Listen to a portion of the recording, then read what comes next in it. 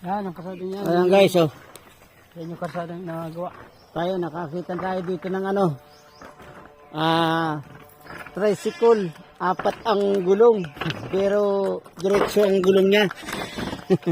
Yan yung kanyan. Paghapot. Oh, yan. Sa dami ng mga puno ng nyog, sa mataas na sila, ginagawa, ano na nila, pakulamber na nila. Kasi yung iba hindi napuputulan, hindi na namumunga. Kaya yun ang ginagawa nila ngayon. Tulad ng mga walang bunga, ayan o. Diba? Ay tulad to, kuya, ayan. Hirap ang bungka sa probinsya, ayan o. Ang bigat yan.